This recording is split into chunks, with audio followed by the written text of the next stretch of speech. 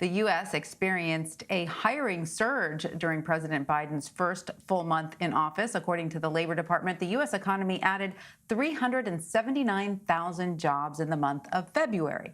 The unemployment rate also improved, dropping a tenth of a point to 6.2%. Diane Swonk is the chief economist at Grant Thornton. She joins me now for more on February's job numbers. Diane, great to see you again. Thank you for being with us. So this is just a snapshot of the current state of the U.S. economy, but what does it tell you about the ongoing impact of the coronavirus pandemic on our country?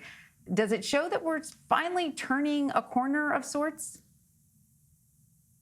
Well, we're certainly trying, and I think that's important. If we kept seeing job gains of the kind we saw last month, it would still take us 25 months to recoup the jobs still in the hole, the 9.5 million still in the hole from the crisis. So that's still a long ways away. So I think that's important to keep in mind. Also, what was important in today's job numbers was revisions to both December and January, which showed December was even worse, and then a bit of a better bounce back in January. And that really gets to the fragility of the economy and the dependence on these stimulus and aid bills. Once consumers got stimulus checks in their pockets, not only did they go out in reverse 3 months of declines in retail sales in the month of January, we also saw more jobs added than were initially counted. Much of the jobs that came back in February were in the leisure and hospitality sector. Where we're still missing them is the sector you were talking about just previously, and that's in education at the state and local level, because too many schools are still online. 1.4 million workers have disappeared from mostly education at the state and local level since a year ago in February, which was the peak of the previous expansion before we saw all of those job losses related to the crisis. And that's one of the things we're really worried about, because we don't only need to recall those jobs back, but as you mentioned, the need for students to recoup education lost to the pandemic. That's going to be year-round schooling, and the need to bring even more people in to keep students spaced out, everyone's safe, as we deal with coming back online, where we're still dealing with not everyone being vaccinated yet. Absolutely. And it's so devastating to hear these numbers when we know that there are teacher shortages and they are in need more than ever. I mean, one can only hope when this money gets funneled through, when the bill is passed, that there's the brain power on the other end. You know, that's always what you worry about, that the money gets used well, that it gets used wisely, that there are people who are able to then translate that into hiring the right people and able to actually fix the problems that need to be fixed, because you can't just throw money at the problem. You have to have actual human talent at the other end, to fix some of these problems.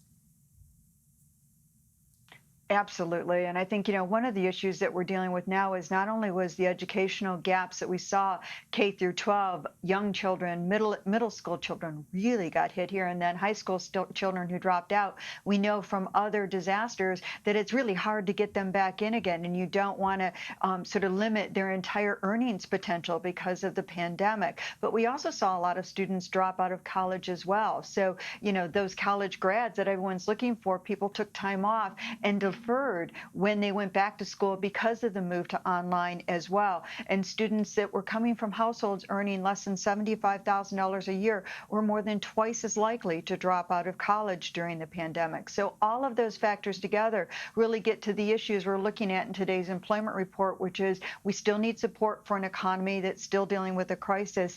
And it's important to remember that we're still in a very deep hole. Even the unemployment rate, which dipped down to 6.2%, it's there because we're 4.3 million fewer people in the labor force today than there were a year ago, and we're not classifying some of the workers who are unemployed in the right way. When you add those workers back in, the actual unemployment rate is closer to 9.5%. And when you get to the low-wage workers that were hit hardest and the inequalities that you referenced in the earlier segment, they're also showing up in the education system. The unemployment rate among the bottom quartile of workers is close to 20%. That's Depression-era levels of unemployment that we're still dealing with today. So much work still to be done. And Diane, of course, a series of deadly winter storms knocked out power to millions of Americans in February, the month that we're discussing the job numbers of right now. So how might this have impacted the accuracy of last month's job numbers? That's a really great question. It didn't have as big of an impact as it could have had because the worst of the power outages were actually a week after the survey was taken.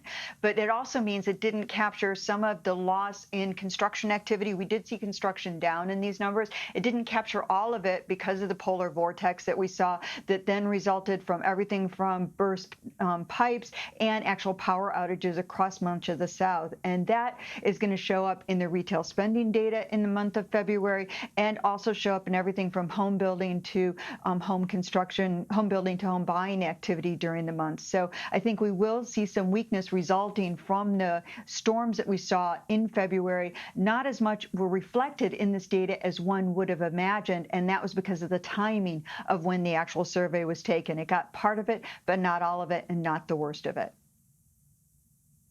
Diane Swonk, thank you so much. Always a pleasure to have you with us. Thank you.